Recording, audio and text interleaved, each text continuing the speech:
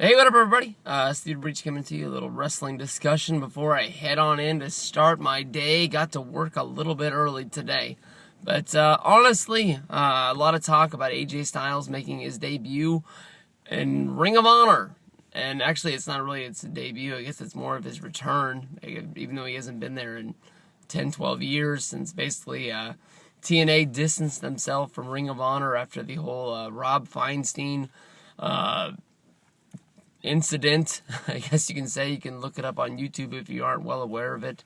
But I think our friends over at Dateline will help you out if you need any help finding any tips on what was going down. But honestly, even though AJ is going to be working some Ring of Honor dates for the upcoming tour schedule, I guess you can say, it's going to be mostly the big days from here on out.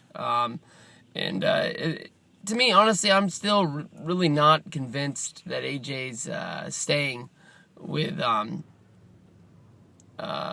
Ring of Honor. I think that they're just trying to keep him in the limelight, keep him in the sheets, keep him in the stories that people want to be reading.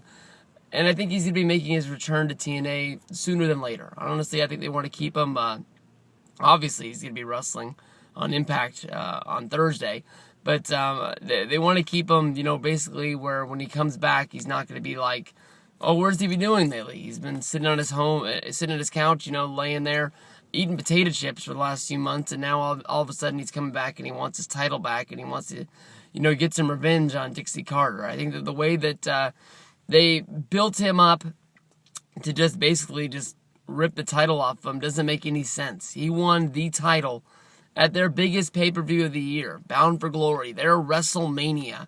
And just for him to defend the title, one time on Impact, take the title to Mexico and Japan each one time, and just show up on Impact again, to build up one match and drop it to Magnus, to me, honestly, really doesn't make any sense. And then, basically having Jeff Hardy quit and say that he was done.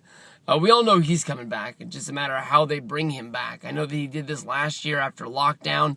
He had the rematch against Bully, and then he went home and said he wanted to retire, and then all of a sudden he just came back and he just wrestled again. But the fact that AJ's gone, Hardy's gone, you can build Jarrett into this whole thing if you really think Jarrett's leaving or not. But when Jarrett still owns a big piece of the company, even though it's not a majority stake, and Dixie can do whatever she wants to. She doesn't have to listen to him.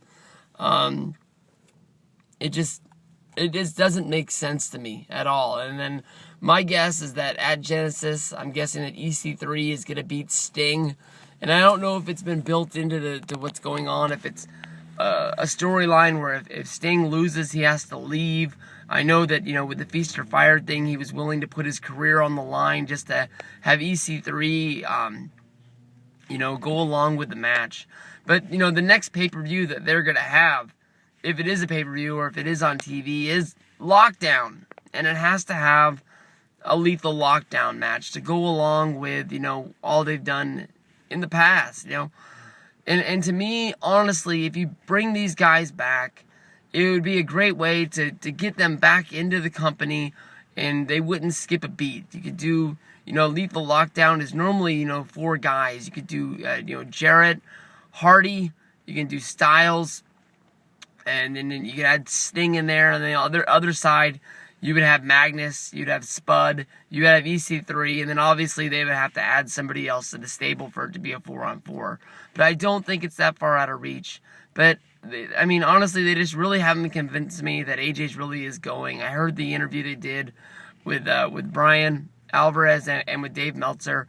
And honestly, if anything, that convinced me more that he really was with TNA at the same time.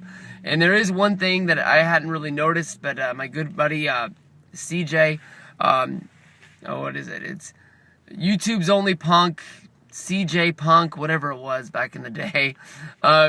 He has been noticing that, with Ring of Honor, they're still using the TNA AJ logo.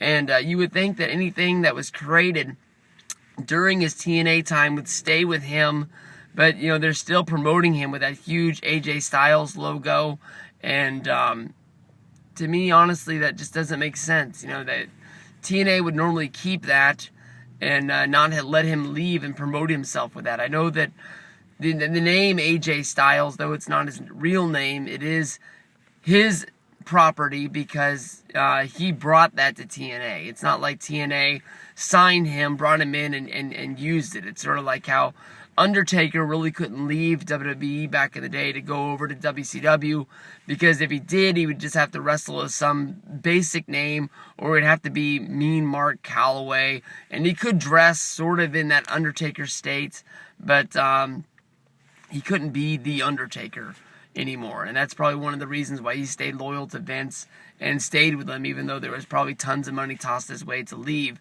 at any time. That he is one of the few guys that really was true and loyal to what was going on. But AJ, to me, will always be TNA. When you think of TNA, you always think of AJ Styles. You might think of Kurt Angle, but I mean, he's honestly number 1 or number 2 for most people. And just for what they did for him, and for him to go somewhere else when WWE's not an option, it just doesn't make sense to me.